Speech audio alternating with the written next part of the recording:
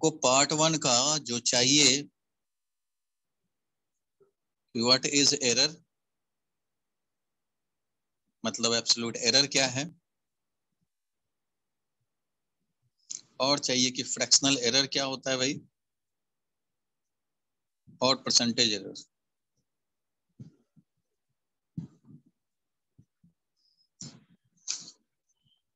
ये इतना एक्सपेक्टेड था। ये कैसे फॉर्मूला, कोई भी मेजरमेंट करते हैं, मान लो लेंथ हमने मेजर किया, तो लेंथ को एक्सप्रेस करते हैं एल नॉट प्लस माइनस मान लो delta L, L naught plus minus delta L ही लिखते हैं सीधा। ये है क्या भाई, तो ये है मीन एब्सोल्यूट एरर।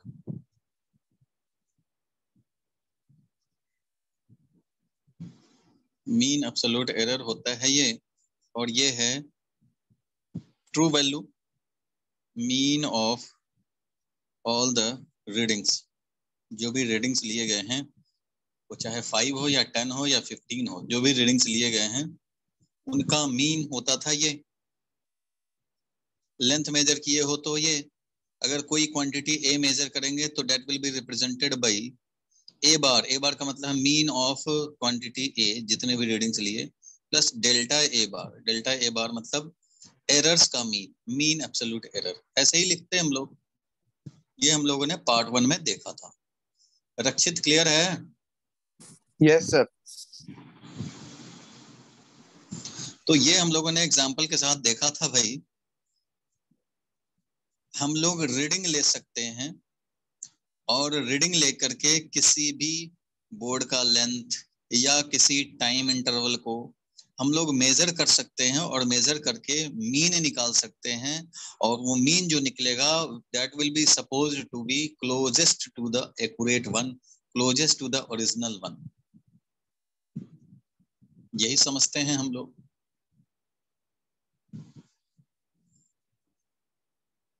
और ये जो मीन एब्सोल्यूट एरर है, इस मीन एब्सोल्यूट एरर को निकालने के लिए क्या करते थे भाई, तो जितने भी रीडिंग्स लिए हैं उन सब का एरर, फर्स्ट रीडिंग में जो एरर हुआ वो, सेकंड रीडिंग में जो एरर हुआ वो, थर्ड रीडिंग में जो एरर हुआ है वो, और फोर्थ रीडिंग में जो भी एरर हुआ वो, इस तरह से एंड सो ऑन चलता रहता है। सबका मॉड हम लोग लिखते चलते हैं, और फाइनली डेल्टा एन मान लो nth रीडिंग में जो एरर आया वो डिवाइडेड बाय n करेंगे, तो this will B mean absolute error. मतलब जो भी एरर हो रहे हैं उनका मीन क्या है, ऑन द एवरेज कितना एरर हो रहे हैं। अगर इसका लेंथ मेजर किया है और ये अगर 2 मीटर था, ट्रू वैल्यू इसका 2 meter means mean of all the readings 2 meter आए थे, L1 plus L2 plus L3 plus LN divided by n। ये अगर है तो सम टाइम्स हमने ज्यादा मेजर किया, सम टाइम्स कम मेजर किया होगा, तो डिफरेंस कितना आया, measured value and true value में जो भी डिफरेंस है उनका मॉड। ओनली डिफरेंस, साइन को हम लोग काउंट नहीं करते हैं, साइन की जरूरत नहीं होती है, सिर्फ डिफरेंस एरर कितने हुए डिवाइडेड बाय n करेंगे, तो इसको बोलते हैं हम लोग मीन एब्सोल्यूट एरर। और यही हम लोगों का काम आता है आगे। आगे क्या, तो आगे फ्रैक्शनल एरर कैलकुलेट करने में, परसेंटेज एरर कैलकुलेट करने में, दैट इज एरर एनालिसिस करने में। ठीक है, चलो भाई, मीन एब्सोल्यूट एरर इसको बोला। तो ये सब तो पार्ट 1 की बात थी। वैसे सारे लोगों ने जो भी अभी प्रेजेंट हैं ग्रुप में, तो सारे लोगों ने ये किया हुआ है फर्स्ट पार्ट। आज हमें देखना है प्रोपगेशन ऑफ एरर।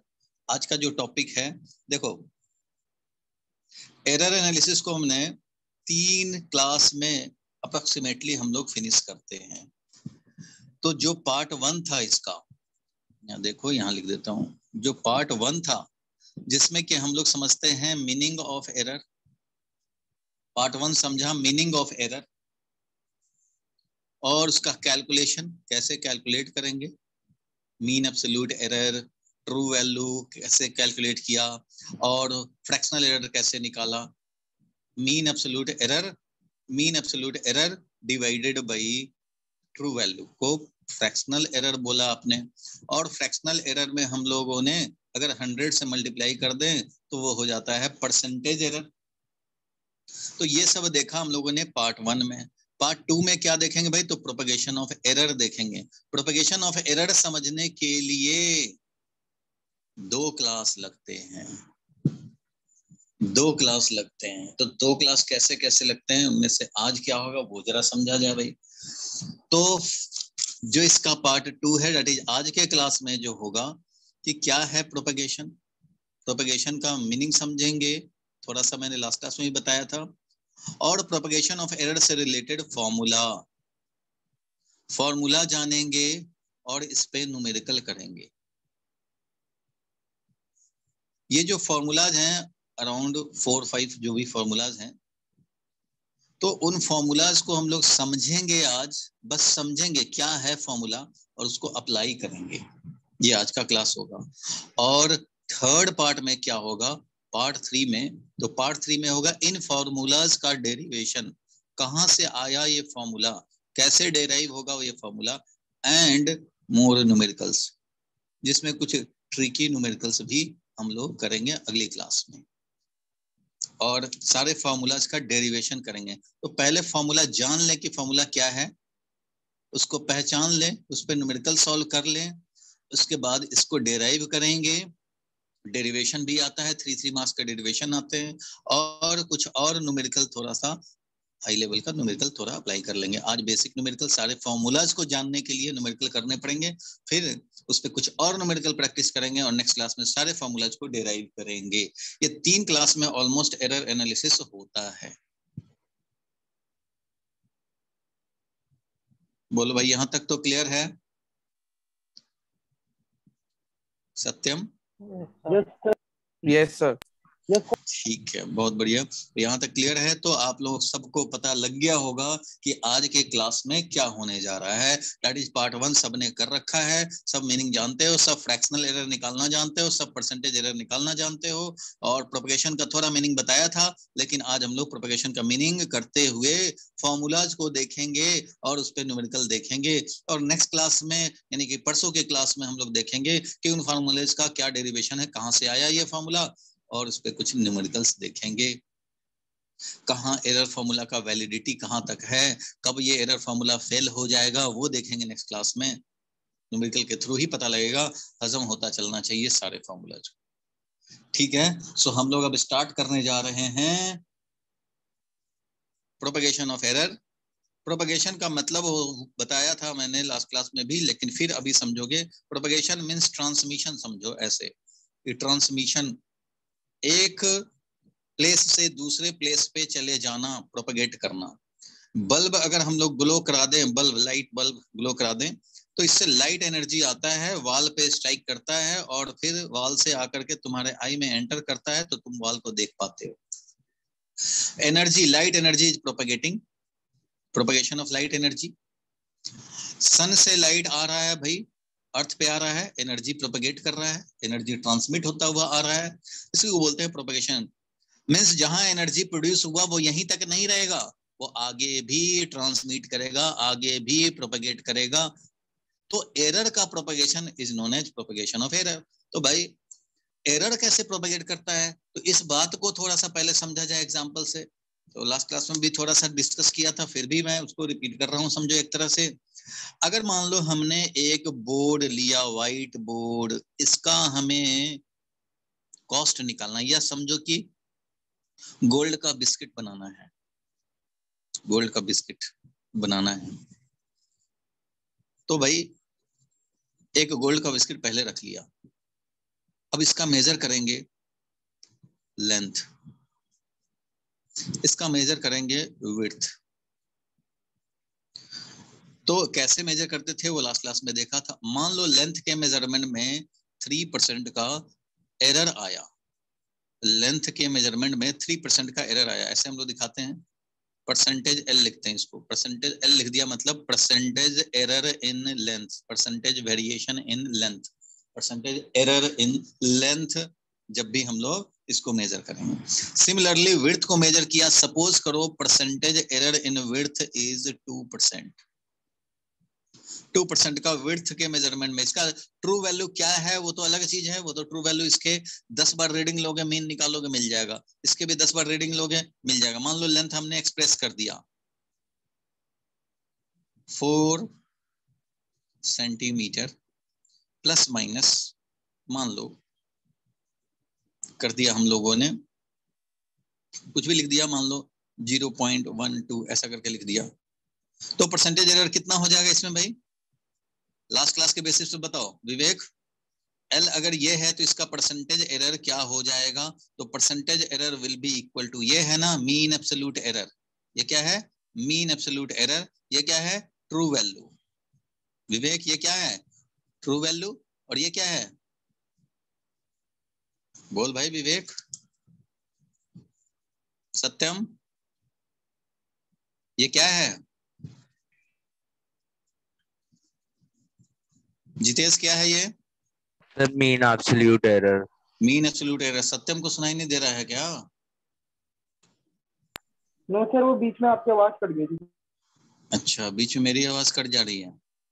नहीं भाई, ऐसा नहीं होना चाहिए। चलो, तो हमने परसेंटेज एरर इन लेंथ देखा, निकालना चाहा। अगर मान लो ये रीडिंग मेजर करने के बाद जितेश ने अगर ये एक्सप्रेशन दिया लेंथ के लिए, तो हम लोग ये कैलकुलेट कर सकते हैं mean absolute error divided by original. ठीक है, ये भी सेंटीमीटर में था, ये भी सेंटीमीटर में था। 4 मल्टीप्लाइड बाय 100, इतना हो गया परसेंटेज। तो कितना हो जाएगा ये परसेंटेज भाई? 3%। 3%। तो 3% हमें मिल गया परसेंटेज एरर इन लेंथ, 3%। उसी तरह से विड्थ है समझो, तो ये विड्थ भी अपना कैलकुलेट किया गया होगा, कुछ वैल्यू होगा, ट्रू वैल्यू। चलो अभी तो मीनिंग मैं बता रहा हूँ, अभी तो ज्यादा न्यूमेरिकल में पहुंचना नहीं, भी मीनिंग बता रहा हूँ कि अगर इससे हम लोग एरिया कैलकुलेट करें, area of the gold biscuit, अगर ये कैलकुलेट करना चाहें तो लेंथ इनटू विड्थ करेंगे। सबको पता है भाई, एरिया अगर इसका निकालने हैं तो लेंथ इनटू विड्थ की। इसका कुछ थिकनेस भी तो होगा भाई, ये बिस्किट है तो कुछ थिकनेस भी तो होगा इसका। मान लो ये इस तरह से थिकनेस है, तो इसका थिकनेस को भी कैलकुलेट किया तो इसका थिकनेस भी कुछ आएगा। एल भी है, मान लो हाइट आया एच, तो इसमें भी कुछ परसेंटेज एरर है। परसेंटेज एरर इन एच मान लो हमारा ये है 4%। चलो भाई ठीक है, ये भी ठीक है। अब एरिया निकाल लिया, तो आप बताओ क्या एरिया में एरर नहीं आएगा? एरिया डायरेक्ट तो कैलकुलेट होगा नहीं। एरिया कैलकुलेट करने के लिए तुम्हें लेंथ और विड्थ का मेजरमेंट करने पड़ेंगे। लेंथ का मेजरमेंट किया तो 3% आया एरर, और विड्थ का मेजरमेंट किया तो 2% आया एरर। तो जब एरिया कैलकुलेट करेंगे with error in the measured quantity, तो क्या एरिया एरर फ्री हो जाएगा? नहीं होगा, इसमें भी एरर आएंगे, इसमें भी कुछ ना कुछ एरर आएगा। मान लो 4% आए, 5% आए या 6% आए, जो भी आए कुछ तो आएगा। It will not B zero, कुछ तो आएगा। तो परसेंटेज एरिया आएगा, परसेंटेज एरर इन एरिया, उसमें भी कुछ एरर आएंगे। इट मीन्स हमने एरिया तो मेजर नहीं किया था, हमने मेजर किया था लेंथ विड्थ, फिर भी एरिया में एरर आया। कैसे आया? तो यहां से प्रोपेगेट करके यहां पहुंच गया। लेंथ और विड्थ में जो था उससे, उस पे बेस्ड कैलकुलेशन तुमने किया और एरिया का वैल्यू निकाला, तो जो एरर वाला क्वांटिटी है उस पे तुम कैलकुलेशन करोगे, तो ये जो कैलकुलेशन में मेजर्ड क्वांटिटी ही एरर वाला है, तो ये भी एरर के साथ ही आएगा। सिमिलरली अगर तुम वॉल्यूम निकालोगे तो वॉल्यूम तो LBH होता है भाई, इसमें भी कुछ एरर है, इसमें भी कुछ एरर है, इसमें भी कुछ एरर है। 4% का इसमें एरर है तो 2% का इसमें एरर है, 3% का इसमें एरर है, तो वॉल्यूम एरर फ्री थोड़ी हो जाएगा। इसमें भी कुछ परसेंटेज एरर जरूर आएंगे जो कि जीरो नहीं होगा। इट मींस वॉल्यूम में भी तो आया। सो जो हमने एरर किया इनके मेजरमेंट में LBH में, कुछ रिफ्लेक्ट होकर के हमारा वॉल्यूम में भी आया। और इसके बेसिस पे अगर मास ऑफ बिस्किट, भाई बिस्किट तो हमें जो गोल्ड बिस्किट मिलेंगे तो उसका तो मास के हिसाब से चार्ज लगेंगे भाई, कितना ग्राम का ले रहे हो। तो मास ऑफ बिस्किट कैलकुलेट करेंगे तो इस बिस्किट का मास हो जाएगा density multiplied by the volume. अब वॉल्यूम में ही तुमने एरर रखा है भाई, एरर है, जबकि मेजरमेंट किया था लेंथ का, विड्थ का, हाइट का, उसके बेसिस पे वॉल्यूम कैलकुलेट किया।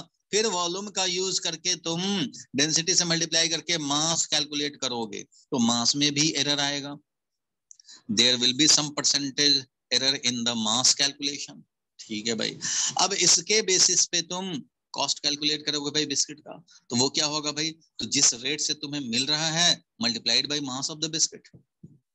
तो इस हिसाब से जब इसी में एरर है तो क्या ये वाला में एरर नहीं आएगा, तो कॉस्ट में भी एरर आएगा, तो there will be some error in cost. It means देखो ओवरऑल क्या हुआ, ओवरऑल ये हुआ कि हमने जो मेजर किया क्वांटिटीज को, लेंथ विड्थ और हाइट जो मेजर किया, लेंथ विड्थ एंड हाइट जो मेजर किया, वो एरर जो इनमें हुए वो सिर्फ इन्हीं में लिमिटेड नहीं कि लेंथ तक ही रहोगे, हाइट में जो मेजर किया वही रहेगा, विड्थ में जो मेजर किया एरर वहीं तक रहेगा, नहीं वहीं तक नहीं रहेगा भाई, ये एरिया में भी घुस जाएगा, एरिया में भी एंटर कर जाएगा। वॉल्यूम कैलकुलेट करोगे एरिया इंटू एच, वो भी उसमें भी एंटर कर जाएगा, और वॉल्यूम के बेसिस पे मास का जब कैलकुलेशन करोगे उसमें भी एंटर कर जाएगा, और मास से तुम्हारे कॉस्ट में भी एंटर कर जाएगा, कॉस्ट से तुम्हारा जो है वो बजट भी इस मंथ का, उसमें भी एरर एंटर कर जाएगा। It means error committed or made in measurement of some quantity will not be limited to the same quantity, it will not be limited to the same quantity, same measured quantity, but it will propagate in other quantity whose calculation involves measured quantity, whose calculation involves measured quantity। इसका calculation, इसके calculation में direct हमारा LBH नहीं आया, volume आया, लेकिन volume में LBH का यूज हुआ तो वॉल्यूम में एरर आया। Means error committed in measured quantity will not be limited to the same quantity, it will propagate in volume. Direct इसका कैलकुलेशन है LBH से, तो इसमें आएगा एरर। और जो दूसरे क्वांटिटी जो मास है मान लो या कॉस्ट है, इसमें हमारा मेजर्ड क्वांटिटी नहीं, ना तो हमने वॉल्यूम मेजर किया ना तो हमने डेंसिटी मेजर किया, फिर भी इसमें एरर आया। क्यों? क्योंकि जिस पे ये डिपेंडेंट है ये खुद LBH पे डिपेंडेंट है, सो ये इनडायरेक्टली इस पे डिपेंडेंट हो गया। तो डायरेक्टली डिपेंडेंट वॉल्यूम हुआ, indirectly dependent mass of the biscuit हुआ, इनडायरेक्टली डिपेंडेंट कॉस्ट भी हुआ। So error will propagate in all those quantities whose value is calculated on the basis of measured quantity, involving measured quantity directly or indirectly. So जितने भी quantity जिनका calculation चाहे directly ये involve कर रहा हूं मेजर क्वांटिटी या indirectly involve कर रहा हूं मेजर क्वांटिटी, उसमें एरर प्रोपगेट कर जाएगा। अब क्या रूल है, इसमें कितने परसेंट होंगे, इसमें कितने परसेंट एरर होंगे, तो इसमें इतना परसेंट कितना परसेंट आएगा, इस चीज का कैलकुलेशन, इसी पे तो फॉर्मूला है आज का। तो मीनिंग समझ में आ गया होगा कि प्रोपगेशन ऑफ एरर का क्या मीनिंग हुआ। इसका सेंटेंस मैंने लास्ट क्लास में लिखवा दिया था कि error made in the measurement of some quantity will not be limited to the same quantity, but it will propagate in other quantities also whose value depends, whose calculation depends on the measured quantity LBH, whose calculation depends on the measured quantity directly or indirectly। ये sentence तो लिखवा दिया था और इसके notes भी मैंने भेज दिए थे ग्रुप में, लिख लिया होगा सबने। ऐसा भी है कोई जो कि लास्ट क्लास ना किया हो एरर एनालिसिस 1 का, या ये नोट ना किया हो, तो बता दे भाई, उसका मैं उपाय बता दूंगा, समझ जाओगे। अब बोलोगे ही नहीं अपनी प्रॉब्लम तो फिर गड़बड़ हो जाएगा। मैंने पूरी कोशिश की है कि आज कोई वो ऐसा स्टूडेंट ना बैठे, मैंने अलाउ नहीं किया ऐसे बच्चों को जिसने फर्स्ट क्लास मिस कर रखा है, क्योंकि फिजिक्स मांगता है सिस्टमैटिक अप्रोच। अगर छूट गए हैं तो आपको कवर करना पड़ेगा, तभी नेक्स्ट समझ में आएगा। इंडिपेंडेंट जब टॉपिक रहता तो हो जाता, लेकिन अब ये डिपेंडेंट है। सो क्लियर है? यहाँ तक आगे बढ़े भाई।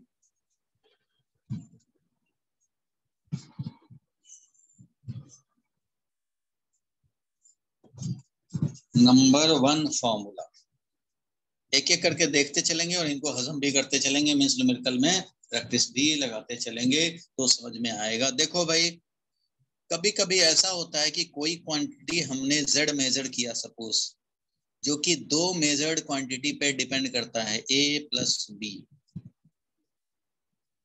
इसको मेजर किया, इसको मेजर किया, ये वैल्यू कैलकुलेट किया। फॉर एग्जाम्पल मान लो हमें एक बोर्ड का पेरीमीटर निकालना, पेरीमीटर निकालना हो तो मैं बोलूंगा 2L + 2B टोटल लेंथ, यही तो होता है पेरीमीटर, आउटर बाउंड्री का लेंथ। तो L + B + L + B, 2L + 2B। अब ये पेरीमीटर में ये तो तुम्हारा मेजर्ड क्वांटिटी है भाई, ये वाला क्या है, B, B भी मेजर्ड क्वांटिटी है, ये दोनों मेजर्ड क्वांटिटी है, और ये है कैलकुलेटेड क्वांटिटी, ये कैलकुलेट किया जा रहा है, ये हम लोग कैलकुलेट कर रहे हैं, ठीक है। तो ऐसे कंडीशन में ये कैलकुलेटेड क्वांटिटी हुआ, ऐसे कंडीशन में ये जो कैलकुलेशन कर रहे हैं, अब लेंथ में मान लो 2% का एरर है, विड्थ में मान लो 3% का एरर है, तो हमें चाहिए क्या कि इस पेरीमीटर में कितने % का एरर होगा। मींस ए में एरर पता हो, बी में एरर पता हो, मेजर किया है क्योंकि, और जेड में निकालना हो, जेड में निकालना हो कि कितना एरर होगा। तो वो कैसे निकालेंगे, तो वो हम लोग फॉर्मूला देखेंगे। तो देखो भाई, कभी भी ऐसा हो कि ये कैलकुलेटेड क्वांटिटी डिपेंड कर रहा हो मेजर्ड क्वांटिटी पे, एंड ये मेजर्ड क्वांटिटी के बीच में है प्लस है, देन तो क्या होगा, तो फॉर्मूला क्या कहता है, एरर फॉर्मूला सबको डेराइव भी करेंगे। आज जानना है कि फॉर्मूला क्या है और कैसे न्यूमेरिकल में यूज करने हैं, ये नहीं जानना है कि कैसे आया, कैसे है फॉर्मूला, उसके लिए नेक्स्ट क्लास है।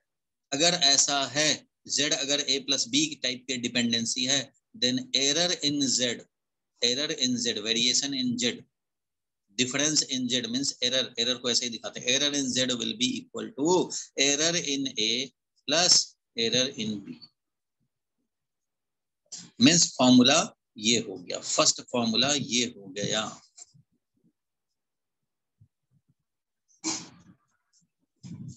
ठीक है, देखो एक और एग्जांपल दिखा देता हूं ऐसे।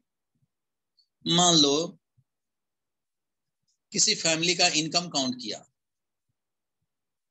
तो वो इनकम कितना होगा भाई, तो उस फैमिली ने कुछ अपने प्रॉपर्टीज रेंट पे दे रखा है, और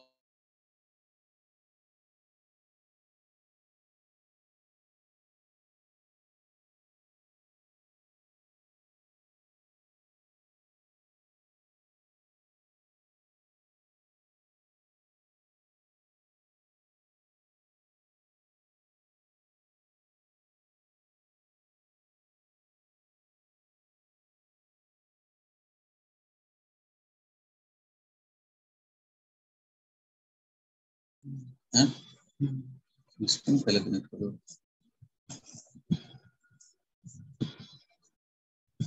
हॉटस्पॉट रन करेगा ना।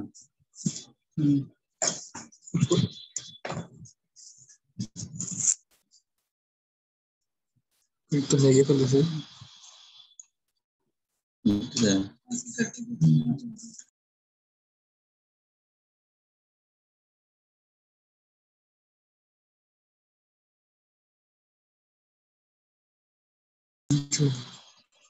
हिमांशी आवाज आ रहा है? Yes sir. आ रहा है। वीडियो नहीं आ रही है ना? नो सर, आ रही है।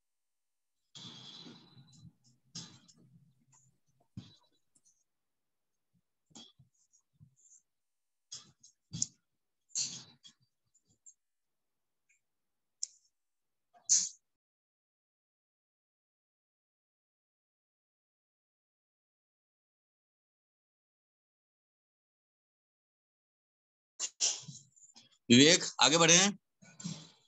Yes sir. एग्जाम्पल समझो, अगर मान लो रेंट है, किसी का भी अगर बीच में डिस्कनेक्ट हो तो सेम लिंक को यूज करके रिकनेक्ट हो जाने हैं भाई।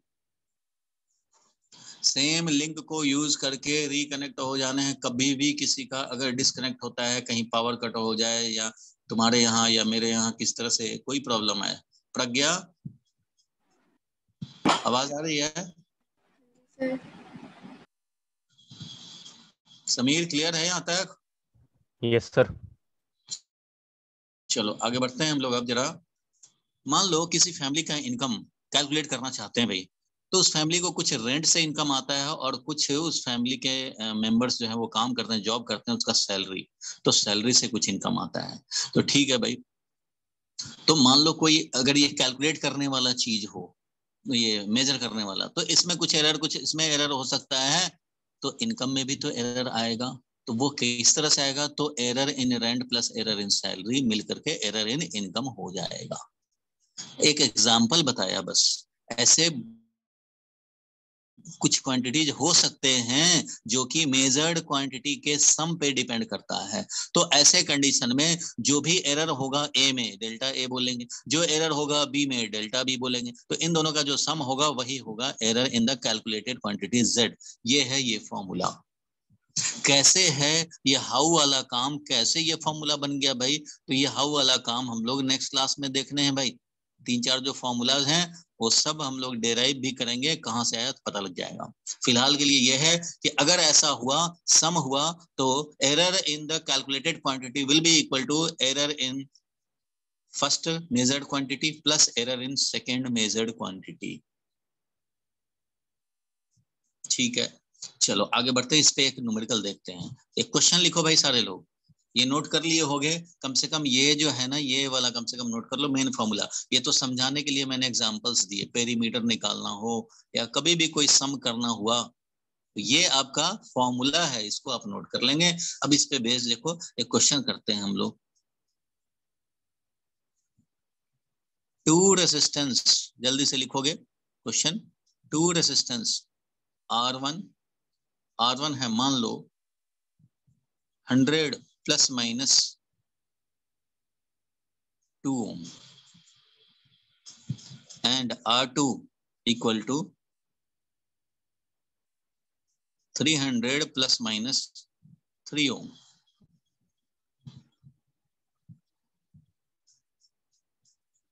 देन कैलकुलेट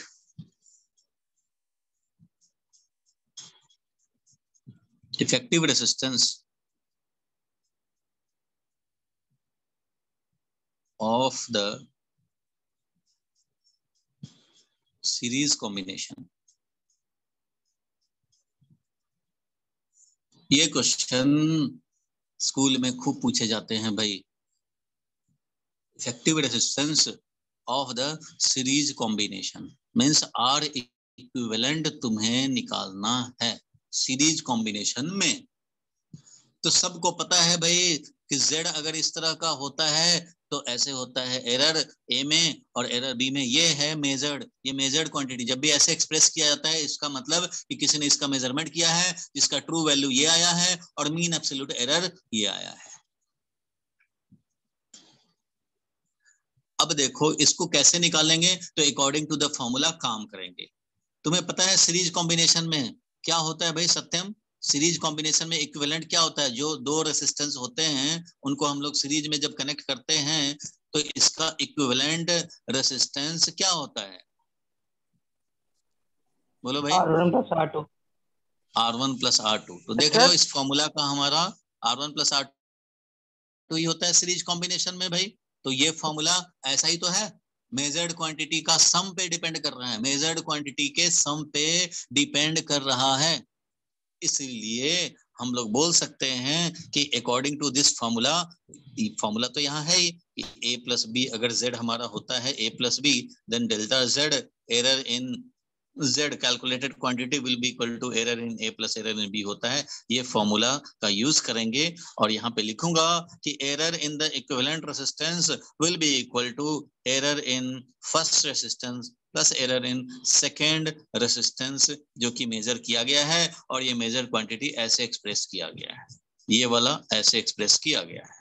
ठीक है भाई, तो error in equivalent resistance will B, first resistance में कितना एरर है, मीन एब्सोल्यूट एरर, एरर मतलब कितना, तो मीन एब्सोल्यूट एरर कितना है भाई। अब इसका 10 रीडिंग लेकर के ये कैलकुलेट मेजर किया गया, या 20 रीडिंग लिया या 5 रीडिंग लिया, उससे हमें मतलब नहीं है। जो भी रीडिंग लिए गए इसका ये मीन है, ऑल द रीडिंग्स का मीन है, ट्रू वैल्यू है, एंड ये वाला है मीन एब्सोल्यूट एरर। इसी से तो आगे कैलकुलेशन होते हैं। ठीक है भाई, तो एरर मीन एब्सोल्यूट एरर इसका 2 ओम है, तो यहाँ 2 लिखेंगे, ये 2 है, प्लस इसका कितना भाई, ये 2 ओम है, और इसका कितना है, तो इसका मीन एब्सोल्यूट एरर है 3 ओम, तो इसका है 3 ओम। तो मिल करके क्या हो गया भाई, तो ये 4 और 2 और 3 5, तो 5 ओम का मीन एब्सोल्यूट एरर हो गया किसका, इक्विवेलेंट के लिए। ये हो गया मीन एब्सोल्यूट एरर, समझा जाएगा, ये समझा जाएगा mean absolute error for R equivalent, equivalent के लिए ये समझा जाएगा, ये अपना फॉर्मूला था। चलो ठीक है, तो इक्विवेलेंट निकालना था, इक्विवेलेंट रेजिस्टेंस, तो इक्विवेलेंट रेजिस्टेंस कैसे लिखोगे भाई, तो आर इक्विवेलेंट का जो वैल्यू आएगा वो plus minus delta R equivalent, mean absolute error calculate करके लाओगे, और ये है जो कि हमारा वैल्यू मिलेगा इसमें। देखो सीरीज में हम लोग जब करते हैं R1 प्लस R2, तो R1 का वैल्यू कितना था, R1 का वैल्यू था 100 ओम, देख लो भाई, R1 का वैल्यू कितना था 100 ओम, R2 का वैल्यू कितना था 300 ओम, 300 ओम। वेरिएशन इसमें जो था एरर था 2 का, और इसमें एरर था 3 का, तो हमने एरर निकाल लिया भाई कि एरर जो आएगा मेजर्ड कैलकुलेटेड क्वांटिटी में वो आएगा 5 ओम। ठीक है, तो अब ये लिखेंगे कैसे, तो देखो भाई यहाँ पे पहले हम लोग आर इक्विवेलेंट निकाल लें। ये तो तुमने delta R equivalent mean absolute error in the calculated quantity निकाला, मींस प्लस माइनस आपको 5 ओम करने हैं, लेकिन ये कितना रखना है, तो ये तो भाई होता है R1 प्लस R2, इसलिए R1 था 100 ओम और R2 था 300 ओम, तो ये आर इक्विवेलेंट जो है वो 400 ओम है।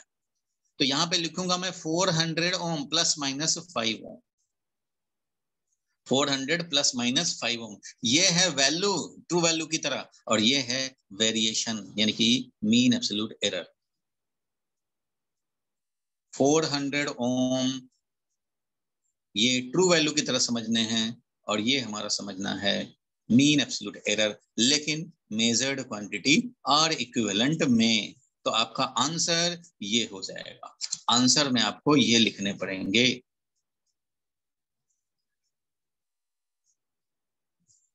फिर से मैं बता दूं, यहाँ पे हम लोगों ने इस क्वेश्चन में 2 रेजिस्टेंस दिया गया था, और इस फॉर्मेट में देने का मतलब है मेजर करके हम लोगों ने दिया। So measured value of R1 is this, measured value of R2 is 300 plus minus 3 ohm. Then calculate the effective resistance of the series combination or equivalent का series combination करेंगे, तो R1 plus R2 सबको मालूम है ये series का form. 2 resistance थे, दोनों रेजिस्टेंस को मेजर किए गए, एक 100 प्लस माइनस 2 था, दूसरा 300 प्लस माइनस 3 था। इसको समझा जाएगा मेजर्ड वैल्यू, ये है गया मीन एब्सोल्यूट एरर, ये mean of all the readings, mean of all the readings, और ये है मीन एब्सोल्यूट एरर। तो भाई सीरीज कॉम्बिनेशन हमें निकालना था R1 R2 का, तो फॉर्मूला सबको मालूम है, और एरर का फॉर्मूला ये कहता है भाई, ये है फ्रॉम एरर फॉर्मूला, जो एरर फॉर्मूला था ये, उसके अकॉर्डिंगली हम लोगों ने काम किया। एरर फॉर्मूला यही तो है, यही है मेन फॉर्मूला, कि भाई जब भी सम होता है मेजर्ड क्वांटिटी का, तो कैलकुलेटेड क्वांटिटी में जो एरर प्रोपेगेट करके आता है वो आता है फर्स्ट मेजर क्वांटिटी का error plus second measured quantity का एरर। इस तरह से एरर हम लोग कैलकुलेट कर सकते हैं। तो एरर हमने कैलकुलेट किया, ये वाला फॉर्मूला यूज किया, एरर का वैल्यू कैलकुलेट कर लिया इस कैलकुलेटेड क्वांटिटी आर इक्विवेलेंट में। आर इक्विवेलेंट में मीन एब्सोल्यूट एरर आ गया 5 ओम का। इसलिए अब फॉर्मूला जो अप्लाई करेंगे हम लोग, तो आर इक्विवेलेंट का R1 प्लस R2 होता ही है, तो 100 ओम था, 300 ओम था, 400 ओम आ गया। ये 400 ohm is treated as a true value, true value की तरह समझेंगे कैलकुलेटेड क्वांटिटी के लिए, और एरर तो पहले से निकाल रखे हैं भाई, तो वो हो गया प्लस माइनस 5 ओम। ठीक है, यहाँ तक क्लियर है? आगे बढ़े नेक्स्ट फॉर्मूला पे। Yes Yes, sir. हिमांशी तो क्लियर है यहाँ तक? सत्यम बोलो। ग्रंथ क्लियर है भाई? यस सर, क्लियर है। चलो आगे बढ़ते हैं हम लोग, नेक्स्ट क्वेश्चन पे चल रहे हैं, नेक्स्ट फॉर्मूला पे। फॉर्मूला नंबर 2 लिखो।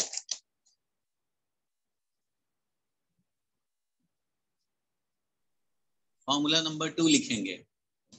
ये क्या है भाई कि कभी ऐसा हो जाए कि कैलकुलेटेड क्वांटिटी मेजर्ड क्वांटिटी का डिफरेंस हो, कैलकुलेटेड क्वांटिटी मेजर्ड क्वांटिटी का जब डिफरेंस हो जाए तो उस कंडीशन में क्या करेंगे भाई, तो मेजर्ड क्वांटिटी का जब डिफरेंस हो जाए तो इस कंडीशन में error in Z will be equal to error in A plus error in B। ये ध्यान रखना भाई, यहाँ प्लस ही रहेगा, ये माइनस है तो है कोई बात नहीं है, प्लस ही होना है यहाँ पे। क्यों प्लस होने हैं? अगेन ये सारा y जो है वो डेरिवेशन में, y इन, तो y हम लोग जो देखेंगे वो डेरिवेशन में देखेंगे, और डेरिवेशन बोले तो वो है नेक्स्ट क्लास है, तो डेरिवेशन में देखेंगे प्लस क्यों हुआ। बट अभी के लिए आपको ध्यान रखना है कि चाहे प्लस हो, a प्लस बी हो या a माइनस बी हो, मीन्स कंबाइंडली जो फॉर्मूला बनता है वो मैं लिख रहा हूँ। देखो, if calculated quantity is equal to a plus minus b, book में देखोगे तो तुम्हें ये फॉर्मूला मिलेगा, z is equal to a plus minus b, then error in z will be equal to error in a plus error in b। यहाँ पे plus ही रहेगा, चाहे ये प्लस रहे या माइनस रहे, यहाँ प्लस ही होने हैं। ये है मेन फॉर्मूला, ठीक है, यही बन गया कंबाइंड मेन फॉर्मूला। कंबाइंड क्या हो गया भाई, तो कंबाइंड यही हो गया कि चाहे प्लस हो या माइनस हो। प्लस वाला तो अभी देखा ही, माइनस वाला ये है। अब देखो इसका एग्जाम्पल बता रहा हूं, तो अब ये अगर आपने लिख लिया तो एक एग्जाम्पल बता रहा हूं। एक समझो 5 स्टार है, रमेश लेके आया 5 स्टार। चलो भाई 5 स्टार है, इसका मेजर किया गया लेंथ, ये जो कैपिटल L लेंथ का था, तो इसका 7 टाइम्स 8 टाइम्स रीडिंग लेकर के मेजर किया गया। Total length L is equal to, suppose करो 5 सेंटीमीटर प्लस माइनस 0.05 सेंटीमीटर है। मेजर किया हमने भाई, ऐसे मेजर किया, जितने रीडिंग लिए उसके ट्रू वैल्यू निकाले मीन करके, और मीन एब्सोल्यूट एरर सबको पता है ये क्या होता है। टोटल लेंथ ये था, ठीक है। अब इसके हमने 2 पीस कर दिए, कट कर दिए। चल भाई, एक बड़ा भाई है एक छोटा भाई है, दोनों मिल के खाने हैं अगर मान लो, तो क्या करेंगे भाई, तो कट कर दिया। तो ये जो कट किया हुआ वाला पोर्शन है, मान लो ये कट किया वाला जो पोर्शन है, इसको भी मेजर किया गया कि छोटे भाई को कितना मिल रहा है भाई। तो ये कट किया गया तो इसका लेंथ मेजर किया गया, मान लो स्मॉल l, तो ये आया 2 सेंटीमीटर प्लस माइनस 0.01 सेंटीमीटर, मान लो ये आया, ठीक है।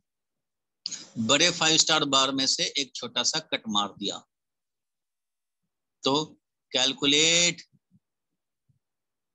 The remaining length of 5 star बार।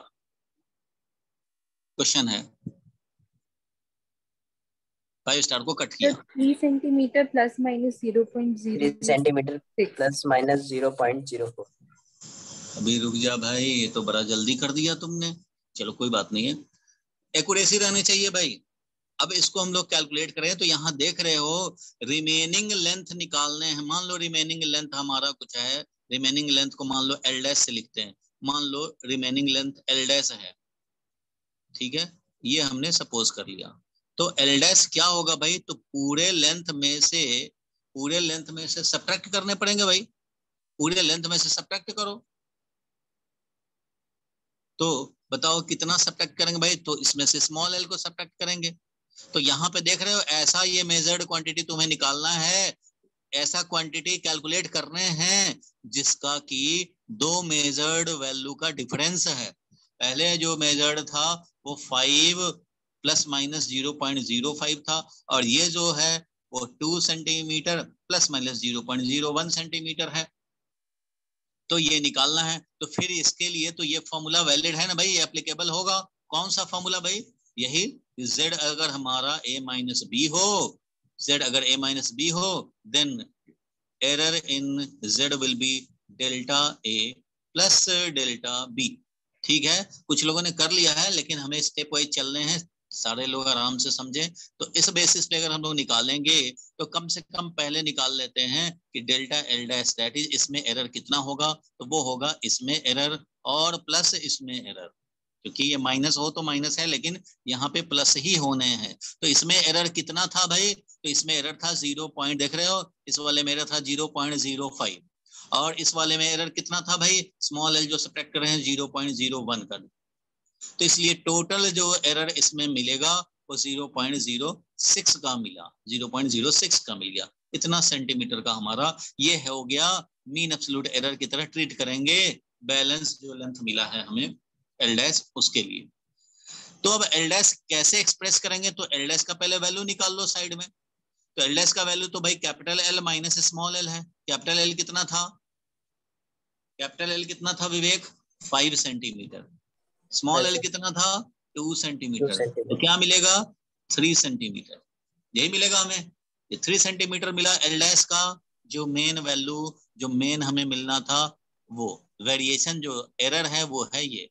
तो हम लोग अब एक्सप्रेस कर सकते हैं इसको, कैसे लिखेंगे, तो एल डैश लिखेंगे, एल डैश जो लिखेंगे वो एल डैश का जो मीन है, समझो ये वाला वैल्यू 0 लिख देते हैं, मतलब ट्रू वैल्यू की तरह ट्रीट करेंगे, plus minus delta L dash लिखेंगे। और ये जो वैल्यू है वो 3 सेंटीमीटर है भाई, तो 3 सेंटीमीटर प्लस माइनस ये 0.06 सेंटीमीटर। इस तरह से एल डैश हम लोग, बोलो विवेक। अब ये बताओ, अगर इसी क्वेश्चन में भी तो कैलकुलेट करना था रिमेनिंग लेंथ, चलो तो इस रिमेनिंग लेंथ में कितना परसेंट एरर है बताओ। अगर ये भी पूछा जाए फाइंड परसेंटेज एरर, ऐसे लिख देता हूं, find percentage error sir 2%। In the calculated, Yes, sir. 2%। 2%. 2% of बार। बिल्कुल ठीक है, वो देखने से ही पता लग रहा है। फ्रैक्शनल एरर पूछा जाता तो फ्रैक्शनल एरर क्या हो जाता, 0.02 sir 0.02. 0.06 divided by 3 that is 0.02 होता फ्रैक्शनल। और percentage error in L dash जो आएगा बैलेंस लेंथ में परसेंटेज, तो वो कितना मिल जाएगा भाई, तो वो तो है error mean absolute error divided by the original multiplied by 100, यानी कि ये जो आया है फ्रैक्शनल एरर उसी में तो 100 से मल्टीप्लाई करते हैं तो 2% मिलता है। बिल्कुल ठीक बात है भाई, 2% सबको आएंगे। तो इस तरह से क्वेश्चन तुम्हें सम या डिफरेंस वाला फॉर्मूला पता लग गया। अब तुम्हें ये फॉर्मूला तो जरूर पता लग गया कि if z is equal to a plus minus B plus minus C भी अगर हो जाए, देन फॉर्मूला क्या बन गया, error in z will be equal to error in a plus error in b plus error in c, ऐसे ही होने हैं। ये बन गया फॉर्मूला। प्लस हो या माइनस हो कोई फर्क नहीं पड़ता, इधर प्लस हो गया मान लो, इस वाले में माइनस हो गया, उससे भी कोई फर्क नहीं पड़ता। एरर में हमेशा ऐड होगा, एरर कैलकुलेशन में हमेशा ऐड होगा। और ये बात मैं शो करूंगा, प्रूव करूंगा, तुम्हें कन्विंस कर लूंगा अगले क्लास में कि प्लस ही क्यों होता है, माइनस होने पे भी प्लस क्यों होता है। अभी इस चक्कर में नहीं पढ़वाना चाहते, आज का काम है फॉर्मूला को पहचानना, और नेक्स्ट क्लास का काम होगा इस फॉर्मूला के बैकग्राउंड में वाई जानना। और आज देख रहे हैं फॉर्मूला को कैसे अप्लाई कर रहे हैं। चलो ये फॉर्मूला नंबर 1 समझो, ये हो गया, ठीक है, ये हो गया मेन फॉर्मूला फॉर सम और डिफरेंस। इसको बोलते हैं फॉर्मूला फॉर, लिख लो भाई, फॉर्मूला फॉर सम और डिफरेंस ऑफ मेजर्ड क्वांटिटी, सम और डिफरेंस ऑफ मेजर्ड क्वांटिटीज, ठीक है, मेजर्ड क्वांटिटीज। चलो यहां तक क्लियर हो गया, अब आगे बढ़े। देखो, if z calculated quantity is product of two measured quantity a into b. For example इसका हम लोगों ने अभी देखा था गोल्ड वाला एग्जाम्पल, तो वो भी तो था लेंथ था और इधर विड्थ था। और एरिया बनता था हमारा L इंटू बी, तो ये क्या हो गया, मेजर्ड क्वांटिटी का प्रोडक्ट ही तो है, ये मेजर्ड क्वांटिटी का प्रोडक्ट है। तो अगर ऐसा हुआ कि दो मेजर्ड क्वांटिटी के प्रोडक्ट पे हैं, ये भी मेजर्ड ये भी मेजर्ड, अब ये कैलकुलेट करने हैं, देन फॉर्मूला याद रखना, fractional error in Z, fractional error in Z will be equal to fractional error in A plus fractional error in B। ये है भैया फॉर्मूला। यहाँ पे बात हो रही है फ्रैक्शनल की, प्रोडक्ट रूल में फ्रैक्शनल एरर निकलता है, डायरेक्ट एरर नहीं निकलता। अगर तुम्हें फ्रैक्शनल एरर जब मिल जाए, मान लो कुछ मिल गया 0.01 मिल गया, मान तब तुम एरर जरूर निकाल सकते हो कि डेल्टा Z क्या होगा भाई, तो 0.01 है मल्टीप्लाइड बाई ये Z। Z का मतलब ये जो वैल्यू प्रोडक्ट डायरेक्टली प्रोडक्ट करके जो लाओगे, मान लो ये था, एग्जांपल बता दूंगा अभी, अगर ये लेंथ था सपोज 3 प्लस माइनस 0.03 और ये था मान लो 2 प्लस माइनस 0.01, अगर ऐसा था, दिख रहा है, ये दिख रहा है? Yes sir. बड़ा किया जाए, यस सर। ठीक है। तो फ्रैक्शनल एरर तुम्हें एरर फॉर्मूला से निकलेगा, fractional error only, direct formula error निकालने का नहीं है। बट हाँ, फ्रैक्शनल एरर अगर मिल जाए तो बाकी एरर तो आप निकाल ही सकते हो। अगर फ्रैक्शनल एरर तुम्हें मिल गया तो परसेंटेज एरर के लिए तो डायरेक्ट 100 से मल्टीप्लाई कर दो। फ्रैक्शनल एरर से परसेंटेज अगर निकालना, अगर फ्रैक्शनल एरर हमें मिल गया तो percentage error in Z will be equal to fractional error in Z multiplied by 100%। तो अगर फ्रैक्शनल एरर ये आया है तो हम लोग बोल देंगे कि भाई 0.01 इंटू 100% दैट इज 1% का एरर आ जाएगा। तो फ्रैक्शनल अगर फॉर्मूला से मिल गया तुम्हें तो परसेंटेज निकाल सकते हो। अगर तुम्हें एरर ही चाहिए तो एरर भी तो निकाल सकते हो। डेल्टा Z अपॉन Z हमारा ये है, तो delta Z is Z into 0.01। और Z का वैल्यू क्या है, तो Z का वैल्यू देखो क्या है, Z का वैल्यू का मतलब है ये वाला, ये वैल्यू कैलकुलेटेड। तो यहाँ पे देखो एरिया यानी कि ये जो Z का काम करेगा वो कितना है, तो 3 इंटू 2, देख रहे हो 3 इंटू 2, क्योंकि इसका वैल्यू तो 3 है, इसका वैल्यू 2 है, उसमें वेरिएशन ये सब है, उसमें एरर ये सब है, लेकिन ये 3 है और ये 2 है, इसलिए यहाँ पे हम लोग Z को यानी कि एरिया को क्या समझेंगे, तो 3 इंटू 2 समझेंगे, मीन्स क्या समझेंगे, 6 समझेंगे। तो यहाँ पे क्या लिखूंगा, तो 0.01 इंटू 6, ये हो गया 0.06 प्लस माइनस 0.09 आ रहा है। हाँ पहले रुक जाओ भाई, ये आया 0.01, अगर फॉर्मूला अभी बता रहा हूं, तो इन दोनों को मल्टीप्लाई करें तो ये 6 हो गया, मल्टीप्लाई किया तो ये 6 हो गया। लेकिन एरर में क्या होगा भाई, तो फ्रैक्शनल एरर अगर निकल जाएगा तो हम लोग ऐसे काम कर सकते हैं। ये एरर तो मैंने अंदाजा बता दिया ना, फ्रैक्शनल एरर आएगा तो उससे कैसे निकलेंगे वो बताया है। अब फ्रैक्शनल एरर कितना आएगा तो वो तो कैलकुलेट करने के बाद पता लगेगा। मैंने फॉर्मूला बताया है कि किस तरह से अप्रोच लेने हैं, पहले ये कैलकुलेट करोगे तब ना ये काम करेंगे। तो चलो मैं कैलकुलेट कर देता हूँ, इसको पूरा आपको क्लियर कर देता हूं। देखो भाई, जब हमारा एरिया ऐसे है, लेंथ इनटू विड्थ, अब मैं इस क्वेश्चन पे आ जाऊं, इधर लॉजिक मैंने क्लियर किया था और मैंने ये बोला कि अगर फ्रैक्शनल एरर मान लो तुम्हें 0.01 मिल गया तो ऐसे कर सकते हो, ठीक है। लेकिन मान लिया है ना, अभी कितना है कितना निकला वो कैलकुलेट ही कर लेते हैं, चलो कैलकुलेट ही कर लेते हैं। तो भाई फॉर्मूला कहता है कि जब भी area is equal to L into b है, तो फॉर्मूला तो यही कहता है भाई कि fractional error in area will be equal to fractional error in length plus fractional error in width, ऐसा होगा अकॉर्डिंग टू द फॉर्मूला, ठीक है। तो यहाँ पे मैं निकाल देता हूँ भाई, फ्रैक्शनल एरर इन ए कितना आया, एरिया में कितना आया। ए को अगर A0 से रिप्रेजेंट कर रहे हो तो A0 भी लिख सकते हैं हम लोग, क्योंकि ए को तुम ऐसे मत समझ लेना कि फॉर्मूला वाला ए, ये नहीं है, हम लोग एरिया यहाँ पे निकाल रहे हैं इसलिए ये है मान। चलो L इंटू बी, ये है मेजर्ड क्वांटिटी, ये है मेजर्ड क्वांटिटी। अब ये फ्रैक्शनल एरर इन लेंथ क्या है भाई, तो देखो लेंथ में फ्रैक्शनल एरर था 0.03 डिवाइडेड बाई ओरिजिनल कितना 3 प्लस, अब ये विड्थ में कितना है फ्रैक्शनल एरर, तो देखो मीन एब्सोल्यूट एरर है 0.01 डिवाइडेड बाई जो इसका ओरिजिनल है वो है 2। ये मिला। तो फ्रैक्शनल एरर इन एरिया कितना आ गया भाई? तो ये आ गया 0.01 प्लस ये कितना आ गया भाई? 0.00005। 0.005। तो ये वैल्यू कितना आ गया? 0.015। ये मिल गया फ्रैक्शनल एरर। ठीक है, अब फ्रैक्शनल एरर ये मिल गया, तो अब हम लोग चाहें तो परसेंटेज एरर भी निकाल सकते हैं। परसेंटेज एरर कितना हो जाएगा भाई? तो percentage error 0.015 multiplied by 100, fractional error multiplied by 100 यही होता है। तो कितना मिल जाएगा? 1.5%। तो 1.5% हो जाएगा percentage error in the area calculated. Area calculate करने में ये आया परसेंटेज एरर। और अगर तुम्हें चाहिए कि नहीं भाई मुझे एरर ही बता दो, error in area, error in area calculated, अगर यही तुम्हें चाहिए तो फिर क्या करोगे?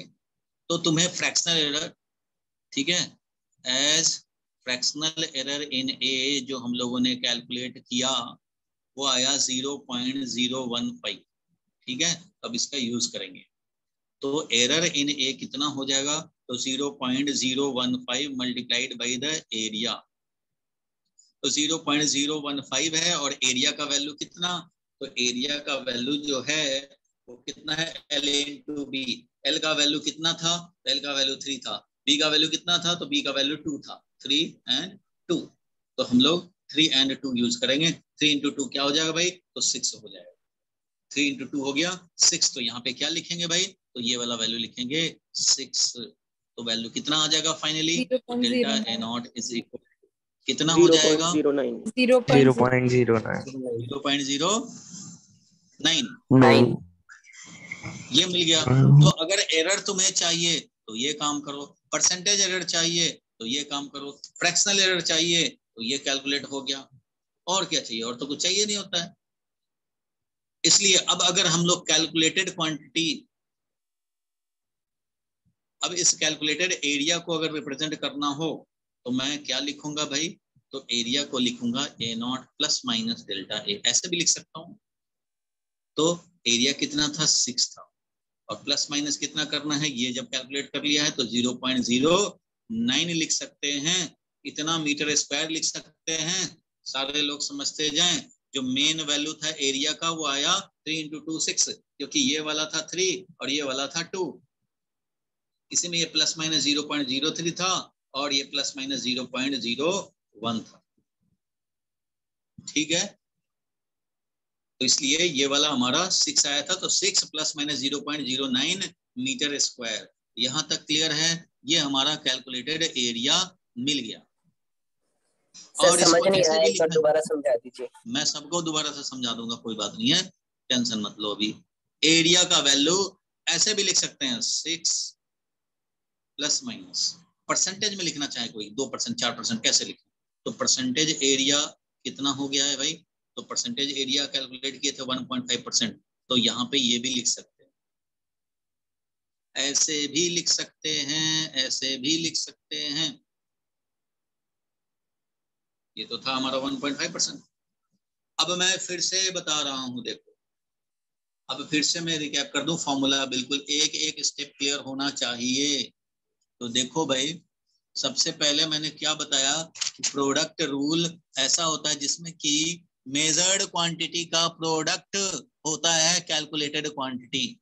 अगर ऐसा हुआ तो फॉर्मूला कहता है कि fractional error in Z will be equal to fractional error in measured quantity first and plus fractional error in second measured quantity. अगर ये C भी होता है यहाँ पे तो प्लस फिर से डेल्टा C अपॉन C कर लेते हैं। अगर D भी होता प्रोडक्ट तो डेल्टा D बाई D भी प्लस कर देते। तो ये फॉर्मूला था। अब इसके हिसाब से मैंने बताया कि फ्रैक्शनल एरर अगर कुछ आएगा तो इससे हम लोग ये वाला निकाल सकते हैं मल्टीप्लाई करके। तो अभी कैलकुलेट नहीं किया था, मैंने बताया था कि ऐसे करते हैं, लेकिन हमें क्या आया था? तो कैलकुलेट करके आया था फ्रैक्शनल एरर 0.015। तो 0.01 और 5 ये आ गया था 0.015। अगर ये आता है 0.015 फ्रैक्शनल तो इससे हम लोग निकाल सकते हैं। कैसे निकाल सकते हैं? तो 0.015 इंटू जेड करके निकाल सकते हैं। जेड का वैल्यू आया था 3 इंटू 2 6, जो मेन वैल्यू है वो 6 आया। तो इस तरह से 0.015 इंटू 6 यानी कि 0.09, ये ऐसे हम लोग निकाल सकते हैं। मेथड मैंने बताया। मतलब ये है विवेक कि तुम्हें ये फॉर्मूला फ्रैक्शनल एरर बताएगा कैलकुलेटेड क्वांटिटी का। अब इस फ्रैक्शनल एरर जब बता दिया फॉर्मूला ने, तो उसके बाद तुम्हें इसकी रिक्वायरमेंट है तो तुम निकाल लो, तुम्हें परसेंटेज का रिक्वायरमेंट है तो निकाल लो, जो रिक्वायरमेंट है तुम निकाल लो। But formula will give you fractional change in, fractional error in calculated quantity. तो इसका एग्जाम्पल हम लोगों ने देखा भाई, अभी एग्जाम्पल देखा तब न्यूमेरिकल देख लिया, समझो। एग्जाम्पल क्या देखा भाई कि एरिया हमने किसी रेक्टेंगल का निकालना था, जिसमें कि ये वाला लेंथ दिया हुआ था भाई L is equal to 3 plus minus 0.03, और ये विड्थ दिया हुआ था, विड्थ कितना दिया था भाई B इज इक्वल टू 2 और प्लस माइनस 0.01 ऐसा दिया हुआ था भाई। ठीक है, अब इसका हमें एरिया कैलकुलेट करने थे, कैलकुलेट एरिया। ठीक है, यही काम करने थे विवेक, समझ में आ रहा है ना? अब यही काम करने थे। तो फॉर्मूला तो ये कहता है भाई कि फॉर्मूला अगर ये है तो इसका फ्रैक्शनल चेंज ऐसे होगा। ये आया कहां से? फ्रॉम एरर फॉर्मूला, ये आया फ्रॉम एरर फॉर्मूला।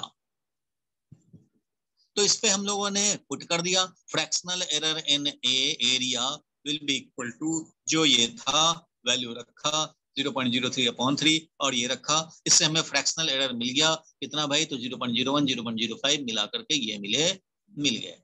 और इससे जब मिल गया तो हम लोग परसेंटेज भी निकाल लिए, क्योंकि फ्रैक्शनल मिल गया तो यहाँ से परसेंटेज निकाल लिए। परसेंटेज चाहिए तो, नहीं चाहिए तो कोई बात नहीं। अब क्वेश्चन में दे देता फ्रैक्शनल निकालो तो इतना ही पे आंसर हो जाता। क्वेश्चन में देता कि परसेंटेज निकालो तो तुम्हें पहले परसेंटेज फ्रैक्शनल निकाल के 100 से मल्टीप्लाई कर दिया, तो ये काम हो गया। और अगर तुमसे पूछता कि नहीं भाई तुम कैलकुलेटेड एरिया है ना उसको रिप्रेजेंट करो, तो रिप्रेजेंटेशन का तो ये रूल है, रिप्रेजेंटेशन का तो ये रूल है भाई, A0 plus minus delta A जैसा लिखो। रिप्रेजेंट करने का तो यही रूल है, कैलकुलेटेड एरिया हम लोग इस तरह से रिप्रेजेंट करेंगे। तो इसके लिए तो डेल्टा ए चाहिए, चाहे परसेंटेज में चाहिए। परसेंटेज में लिखना चाहते हो तो डायरेक्ट हम लोग पहले A0 कैलकुलेट किए प्लस माइनस 1.5%।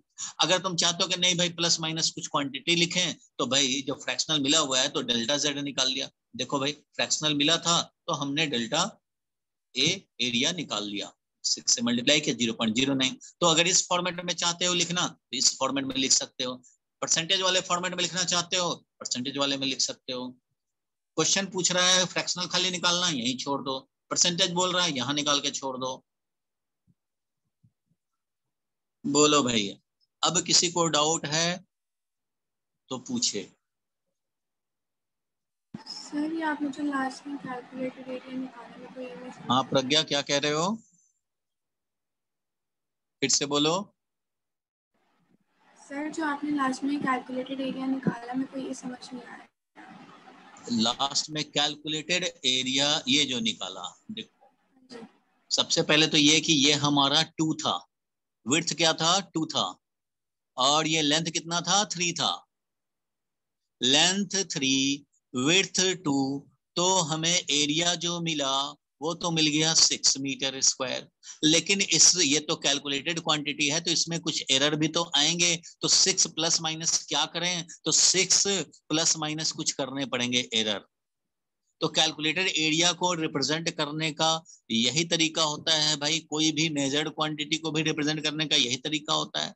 तो अभी तुमने जब कैलकुलेट किया है एरिया तो इस फॉर्मेट में लिखना चाहोगे। अगर इस फॉर्मेट में लिखना चाहोगे तो तुम्हें डेल्टा A0 चाहिए या तो परसेंटेज में चाहिए। तो फॉर्मूला ये कहता है, सुन लो ध्यान से, फॉर्मूला ये कहता है कि इफ कैलकुलेटेड क्वांटिटी, यहां ध्यान देना जहां पेन रखा,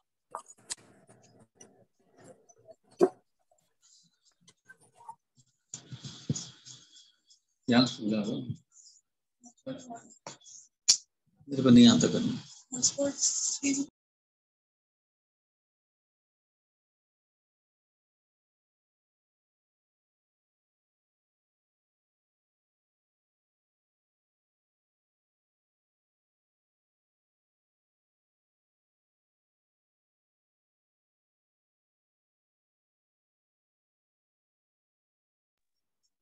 यहाँ तक क्लियर है प्रज्ञा?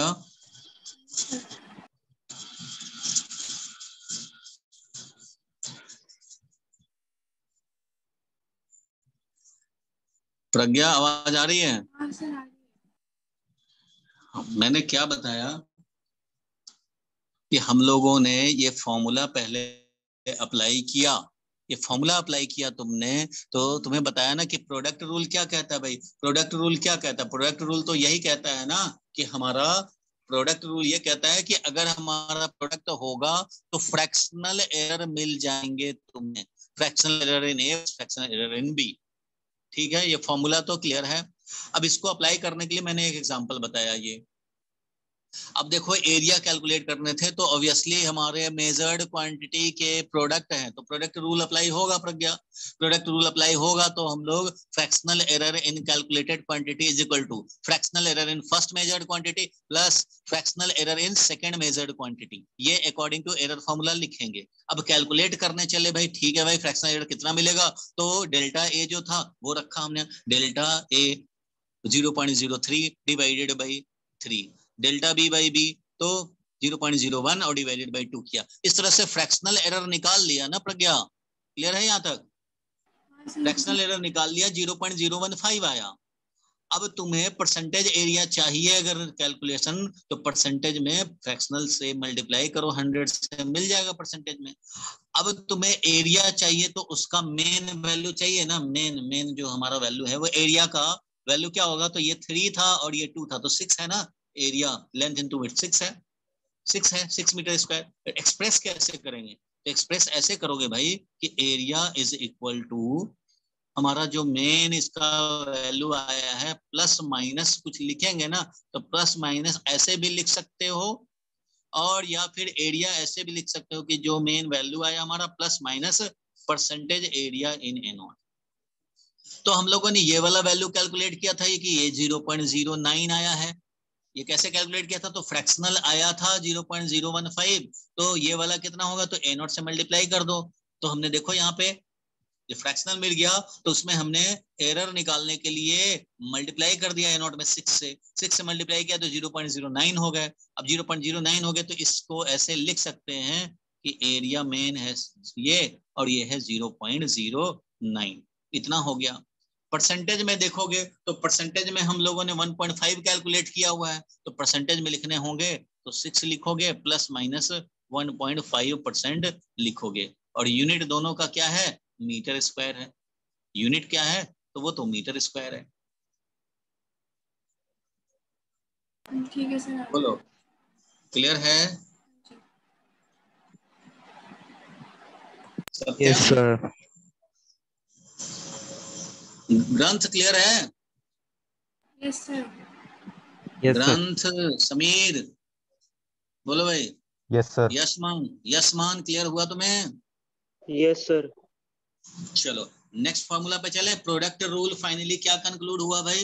अब जरा देखो इसका, इस एग्जांपल को अगर आपने लिख लिया है, नहीं भी अगर लिखा है तो मैं इसका क्लास नोट्स आपके व्हाट्सएप पे भेज दूंगा। जो मैं लिख रहा हूँ वो मैं व्हाट्सएप पे भेज दूंगा, उससे आप जहां जहां आपके बच गए होंगे नोट करना वो आप नोट कर सकते हो। तो फाइनली फॉर्मूला क्या हुआ बताओ? फाइनली जो अभी फॉर्मूला हम लोगों ने पढ़ा वो फॉर्मूला क्या मिला? बोलो भाई ग्रंथ, क्या लिखें फॉर्मूला? क्या फॉर्मूला लिखें? If z is equal to, if z is equal to a into B into C भी कर देते हैं चलो, देन क्या होगा? तो fractional error in z will be equal to, क्या लिखेंगे? Fractional error in fractional A error of A fractional error in A fractional error of B is equal fractional to error fractional in error of C. C. चलो बहुत ज्यादा मत बोलो भाई, ये है। अच्छा, ये भी समझ गए। साथ में एक और चीज यहां से हम लोग कंक्लूजन कर सकते हैं, क्या भाई? मल्टीप्लाइंग बोथ साइड बाई 100, 100 से मल्टीप्लाई कर देते हैं, 100% से 100 से मल्टीप्लाई कर देंगे तो ये क्या मिल जाएगा? Delta Z by Z into 100, ठीक है। और 100 से मल्टीप्लाई कर देंगे तो परसेंटेज भी मिल जाएगा हमें, ठीक है। This will be equal to delta a by a multiplied by 100 plus delta b by b multiplied by 100, दोनों साइड हमने तो भाई 100 से मल्टीप्लाई कर ही दिया है, plus delta c by c, by छोटा लिख रहा हूं, दिख तो रहा है ना? Yes, बोलो। sir. Yes, तो sir. इसका मतलब ये भी हो गया, इसका मतलब ये भी हो गया कि अगर z हमारा a इंटू बी इंटू सी है तो फ्रैक्शनल एरर तो ऐसे हो ही जाएगा, और साथ में ये भी हो जाएगा यहां से कि percentage error in z will be equal to percentage error in a plus percentage error in b, और प्लस ये भी percentage error in c। Sir but इसको परसेंटेज एरर के फॉर्म में शो करना जरूरी तो नहीं है ना? जरूरी नहीं है, ये तो रिजल्ट है ना भाई, ये तो फॉर्मूला है। अब इसी में हमने बोथ साइड 100 से मल्टीप्लाई कर दिया तो कोई परेशानी थोड़ी है, 100 से मल्टीप्लाई कर दिया तो ये बन गया परसेंटेज। मतलब ये अगर दिया हो तो फ्रैक्शनल में अगर तुम्हें नहीं चाहिए, डायरेक्ट परसेंटेज में ही चाहिए, अभी क्या करोगे? फ्रैक्शनल कैलकुलेट करोगे, फिर 100 से मल्टीप्लाई करोगे तो मिलेगा परसेंटेज। तो बात वही है कि फॉर्मूला में ही अगर मल्टीप्लाई हम लोग कर लेते हैं तो डायरेक्ट एक हमें और रिजल्ट मिल जाएगा कि परसेंटेज में डायरेक्ट चाहिए तो छोड़ो फ्रैक्शनल, यहीं से मार दो इसको। Fractional error in z, percentage error in z will be equal to percentage in. अब क्वेश्चन में भी तो कई बार ऐसा होता है कि एरर पहले ही दे दिया जाए कि a में एरर 2% का है, इसमें 3% का, इसमें 4% का है, तो तुम ये थोड़ी करने जाओगे, परसेंटेज ही निकालना है तो डायरेक्ट 2% प्लस 3% प्लस 4% कर सकते हैं। मतलब a divided by b, if z is equal to a divided by b, then ये भी है फ्रैक्शनल में, then delta z upon z will be equal to delta a upon a plus delta b upon b। z अगर हमारा a upon b है, it means z is equal to a into b का power -1, ये हो, या फिर z is equal to a into b हो, ये दोनों में से कोई भी हो, उससे कोई फर्क नहीं पड़ रहा। Fractional error in z will be equal to fractional error in a plus fractional error in b। और अगर मल्टीप्लाइंग बाई 100 कर दें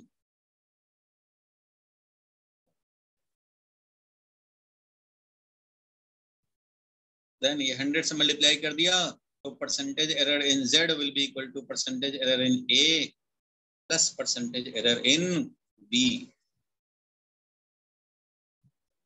ये और ये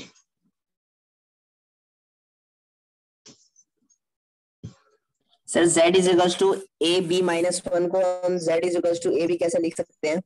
यस सर, सर वो तो मल्टीप्लाई हो जाएगा। और लिख रहा हूं, और मतलब यह है कि प्रोडक्ट हो या डिवीजन हो, दोनों के लिए एप्लीकेबल है ये मतलब यह है कि z अगर हमारा a इंटू बी हो या z हमारा a अपॉन बी हो, फॉर्मूला दोनों के लिए सेम ही बनेगा।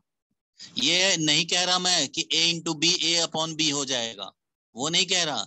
z हमारा ये हो और z हमारा ये हो, दोनों कंडीशन में, मतलब पावर हमारा 1 पावर हो या 1 - 1 पावर हो, उससे मतलब नहीं है। पावर पॉजिटिव हो या निगेटिव हो, उससे मतलब नहीं है, यहाँ ऐड ही होंगे। नहीं समझे? चलो नहीं समझे, मैं फिर से बता देता हूं। देखो, अगर हमारा z a इंटू बी है और z हमारा a अपॉन बी है, a upon b means a b to the power -1। z हमारा ये हो और z हमारा ये हो, दोनों कंडीशन में fractional error in z will be equal to fractional error in a, triangle है, plus fractional error in b। Percentage error in z will be equal to percentage error in a plus percentage error in b।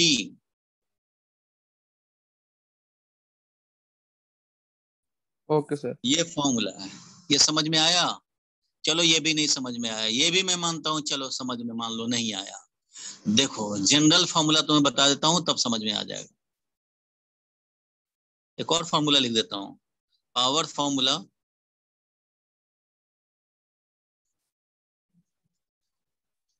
मैंने अभी बताया कि product हो या division हो ये काम होगा। अभी मान लो तुमने इसको 50% समझा, कोई बात नहीं, अभी तुरंत समझ में आ जाएगा। पावर फॉर्मूला मैं बताने जा रहा हूँ। पावर फॉर्मूला कहता है कि z अगर हमारा a स्क्वायर हो, फॉर एग्जांपल एरिया निकालते हैं हम लोग, कोई स्क्वायर है इसका एरिया निकालते हो ना भाई, कोई स्क्वायर हो उसका एरिया निकालते हो, तो साइड अगर l है तो इसका एरिया निकालेंगे तो क्या होगा, l स्क्वायर होगा। ध्यान से सुनते जाओ अभी। तो कभी ऐसा पावर फंक्शन हो, then fractional error in z will be equal to, ध्यान देना, 2 times fractional error in a। Power जो है ना वो साइड में मल्टीप्लाई हो जाएगा। क्लियर है यहां तक?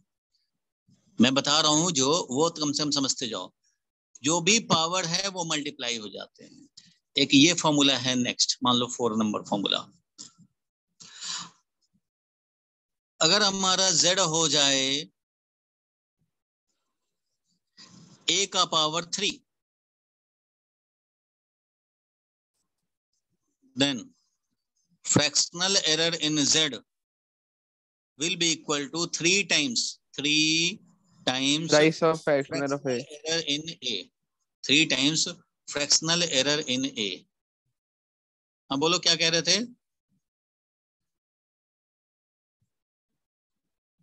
सारे लोग पहले देखते चलें, सारे लोग पहले देख लें। कुछ फॉर्मूला को मैं पहले लिस्ट कर दे रहा हूं, उसके बाद ही तुम्हें अब इसका एग्जांपल बताऊंगा। पावर फॉर्मूला देखा कि जब भी पावर आएगा वो साइड में मल्टीप्लाई हो जाएगा, ठीक है। सिमिलरली अगर मैं ये बोलूं,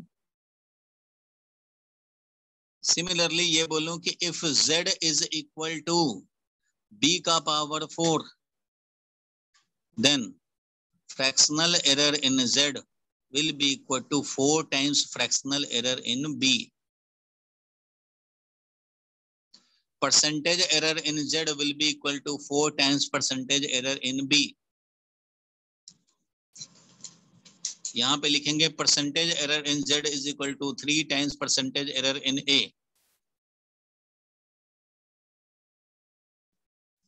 अभी सुनते चलने हैं। और 5th नंबर फॉर्मूला बता रहा हूं, मोस्ट जनरल फॉर्मूला, यही आज का लास्ट फॉर्मूला है।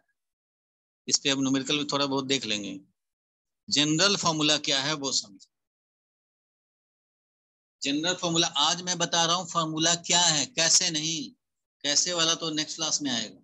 जनरल फॉर्मूला ये है कि if z is equal to, ध्यान देना, if z is equal to a का पावर p इंटू b का power q divided by c का पावर r।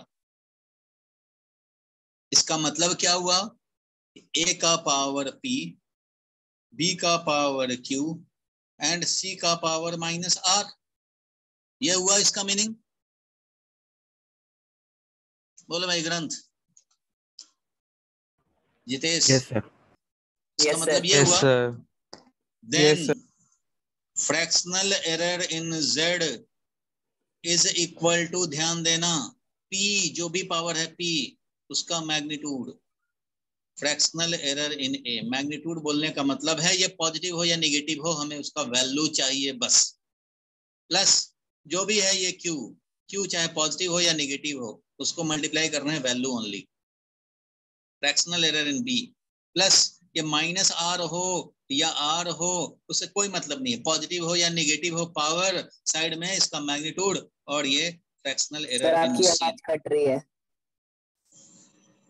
फिर से बोल रहा हूं, fractional error in Z will be equal to, जो भी पी है पावर पॉजिटिव हो या नेगेटिव, ये हो जाएंगे पावर का value mod, mod multiplied by fractional error in Z, fractional error in Z.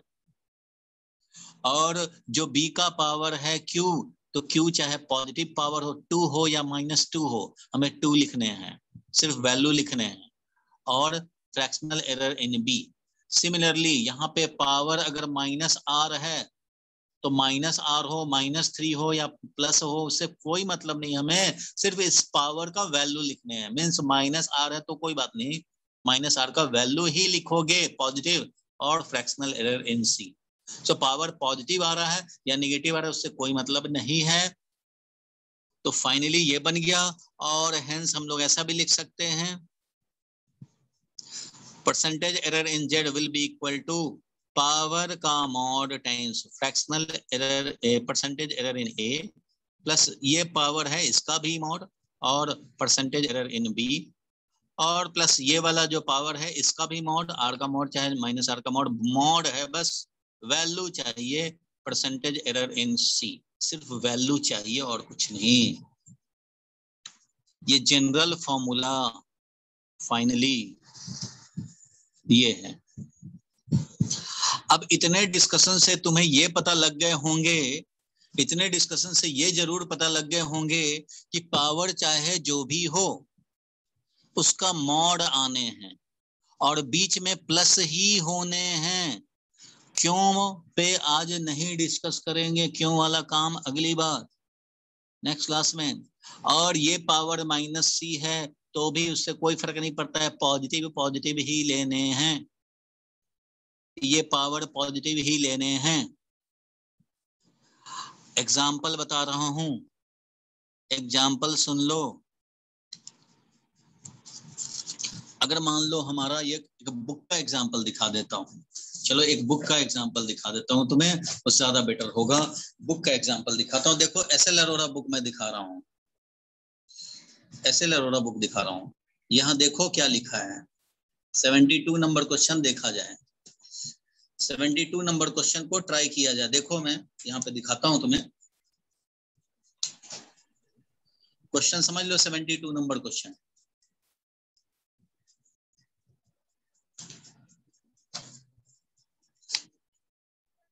Sir blur हो रहा है, यस सर क्लियर हो जाएगा क्लियर, अपने आप हो जाएगा, फोकस करता है ना कभी कभी, अपने आप क्लियर हो जाएगा। अब तो क्लियर है। 72 नंबर क्वेश्चन विवेक तो दिख रहा है ना? Yes sir. अब देखो इसको फॉर्मूला से हम लोग अप्लाई करें। 72 नंबर क्वेश्चन देख रहे थे, देखो इसको मैं सॉल्व करता हूं, सॉल्व करते हैं इसको। देखो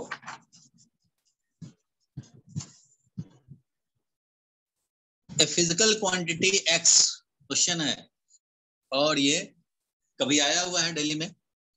फिजिकल क्वांटिटी x यहाँ पे दिखाया हुआ है क्वेश्चन में, a² bq divided by c/√d, यही है? बोलो भाई विवेक, यही है ना? तो इसको क्या लिखेंगे, a² bq c का पावर -1 और d का पावर -½ ऐसा लिखोगे? Yes sir. Yes sir. जब ऐसा लिखेंगे तो निकालना क्या, देखो if percentage error in the measurement of A B C D, A का परसेंटेज, इसका परसेंटेज, इसका परसेंटेज सब में दिया हुआ है। ए का कितना है 4%, बी में कितना एरर है भाई 2%, क्वेश्चन से बताते जाएंगे। और सी में कितना एरर है भाई 3% का एरर है, और डी में कितना है एरर 1% का है। तो ये तो एरर है भाई, बोलो ठीक है यहाँ तक? इसके बेसिस पे अब निकालेंगे, निकालना क्या है देखो, then calculate percentage error in x. क्या कैलकुलेट करने हैं, percentage error in x. 17 formula क्या कहता था भाई कि अगर z हमारा ऐसे होगा तो फॉर्मूला कहता है कि percentage error in x, percentage error in x क्या होगा भाई, तो वो होगा पावर टाइम्स, तो पावर 2 है तो 2 times percentage error in a plus power कितना है 3 है तो 3 times percentage error in b plus ये -1 है फिर भी 1 times percentage error in c लिखेंगे और आगे क्या लिखेंगे भाई, तो plus half times percentage error in D लिखेंगे, half times percentage error in D लिखेंगे। बोलो यहां तक ठीक है? Yes, sir. तो अब percentage error in x will be equal to 2 times percentage error in a कितना था 4% था, 4% रखेंगे, 3 times percentage error in b था 2% रखेंगे plus 1 times percentage error in c, तो परसेंटेज एरर इन c कितना था 3% था 3%. और plus half times percentage error in d जो कि था 1% रख दिया। क्लियर है यहाँ तक?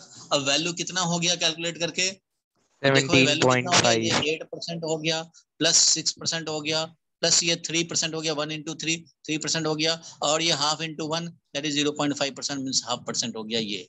तो ये टोटल कितने हो गए 14 और 3 17.5%।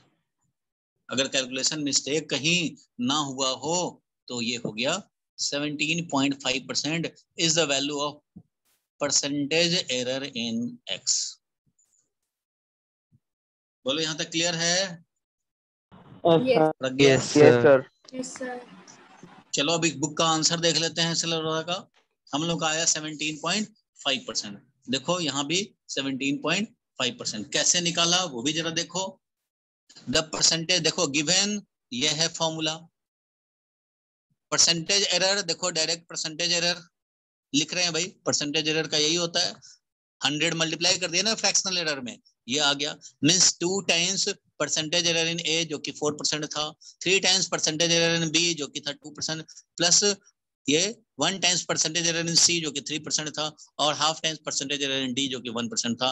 टोटल आ गया 17.5% और ये तुम्हें 2 मार्क्स मिल जाएंगे, 3 मार्क्स मिल जाएंगे। बोलो क्लियर है यहाँ तक? Yes, sir. प्रज्ञा क्लियर है? Yes, sir. चलो एक और क्वेश्चन है नीचे उसी का 73 नंबर क्वेश्चन, जल्दी से इसको सॉल्व करो। 73 नंबर क्वेश्चन जल्दी से सॉल्व किया जाए।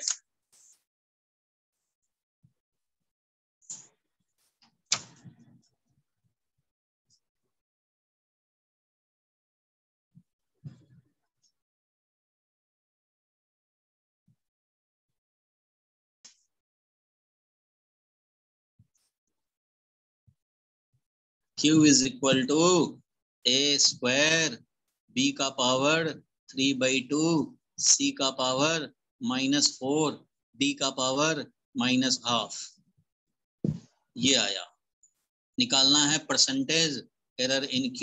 तो परसेंटेज एरर क्या होगा 2 times percentage error in A plus 3/2 times percentage error in B plus 4 times percentage error in C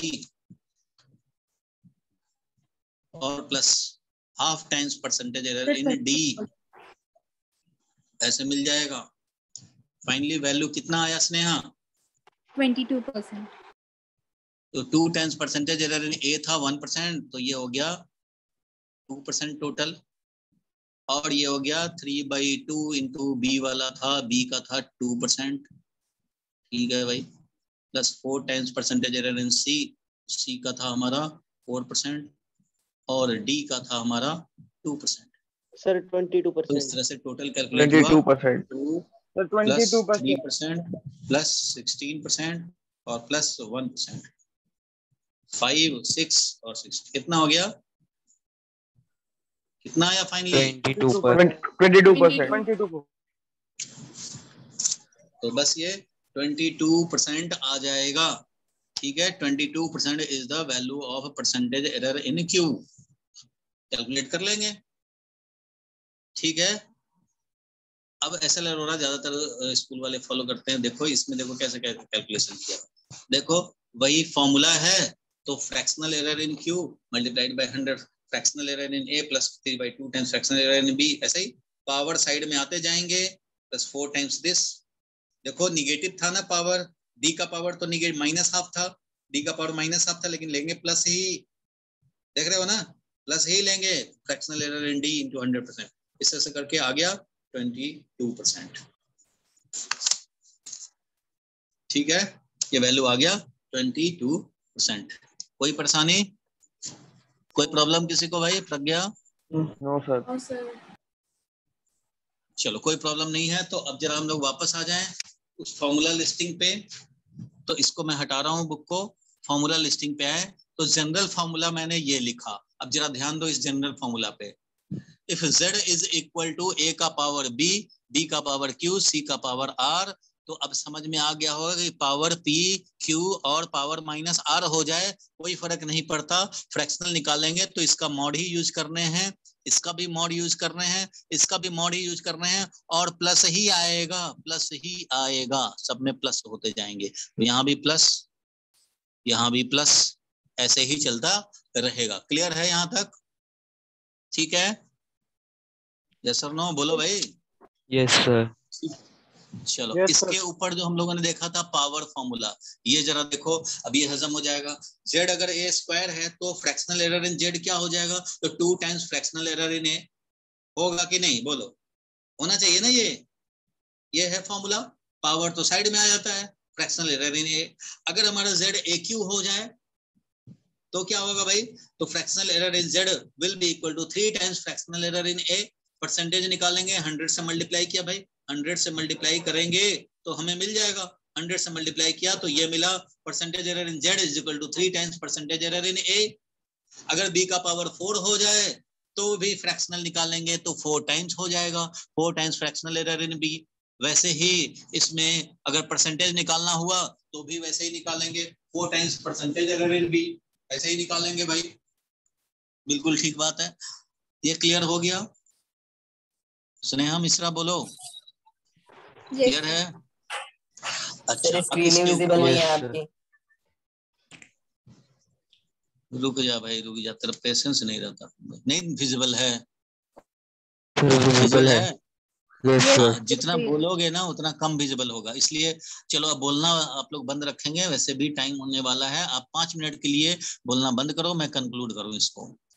main formula तो समझ गए हैं हम लोग। मेन फॉर्मूला में देख लिया कि पावर चाहे पॉजिटिव हो या नेगेटिव हो, मींस मल्टीप्लाई हो न्यूमरेटर में रहे या डिनोमिनेटर में रहे, उससे कोई फर्क नहीं पड़ता, पावर जाके नेगेटिव होगा। लेकिन फ्रैक्शनल एरर कैलकुलेट करना हो, परसेंटेज एरर कैलकुलेट करना हो, पावर के साइन से कोई मतलब नहीं है, हमें सिर्फ मैग्नीट्यूड टाइम्स कर देने हैं। जो भी पावर का मैग्नीट्यूड है उतना टाइम्स परसेंटेज एरर या fractional error in a, power times fractional error in b and power times ही fractional error in C.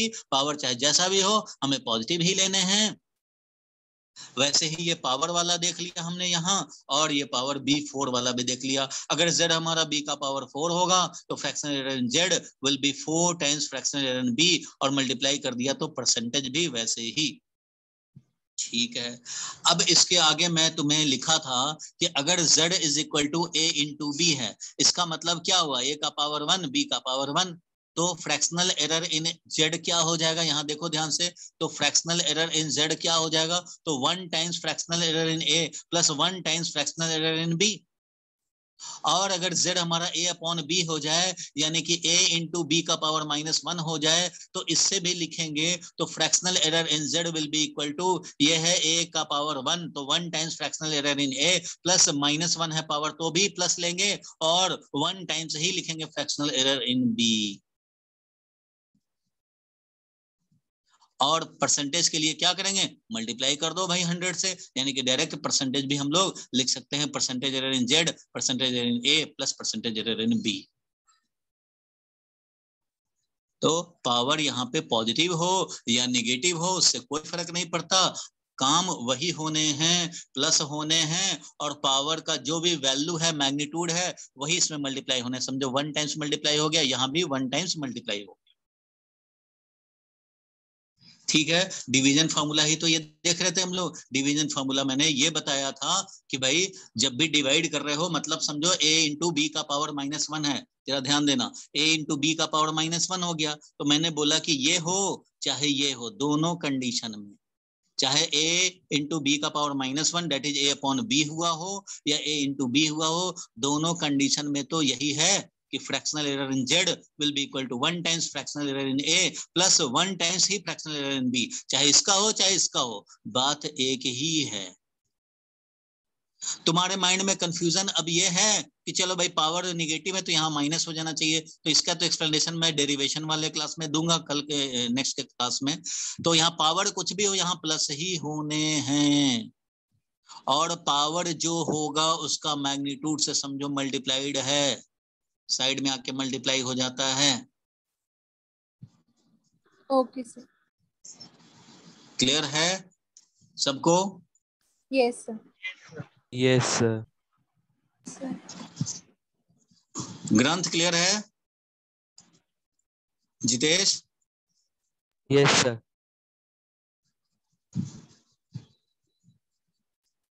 Rakshit clear है? रेवंत क्लियर होगा? Sameer? Yes sir. Yes, sir. Yes sir. तो अब हम लोग इस फॉर्मूला का डेरिवेशन नेक्स्ट क्लास में करेंगे।